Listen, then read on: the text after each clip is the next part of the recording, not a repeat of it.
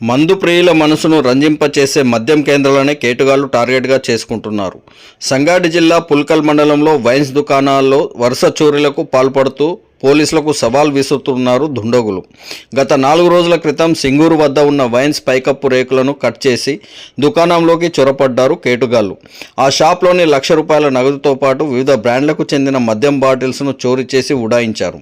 ఈ ఘటన మరొక ముందే పుల్కల్ మండల కేంద్రంలోని వినాయక వైన్స్లో అర్ధరాత్రి సమయంలో దుకాణం పైకప్పు రేకులను కోసేసి చోరీకి యత్నించారు గుర్తు తెలియని అగాంతకులు. వైన్స్ దుకాణంలోకి చొరబడ్డ దొంగలు అందిన కాడికి దోచేశారు. షాప్ గల్లాలోని 30,000 నగదును, ఒక ఫుల్ బాటిల్ మద్యంను తీసుకొని ఉడాయించారు. ఇదంతా అక్కడ ఉన్న సీసీ కెమెరాలో రికార్డ్ అయ్యింది. ఆగాంతకుడు తన ఆనవాళ్లు తెలియకుండా ఉండేందుకు ముఖానికి మాస్క్, ఆపై చేతులకు గ్లౌజులు వేసుకుని దర్జాగా వైన్స్లోని సొత్తును కొల్లగొట్టాడు. వైన్స్ దుకాణంలో వరుస చోరీలకు పాల్పడుతున్న కేటుగాళ్లు పోలీసులకే సవాల్ విసురుతున్నారు. ఈ వరుస చోరీలతో పుల్కల్ మండల కేంద్రంలోని జనం హడలెత్తిపోతున్నారు.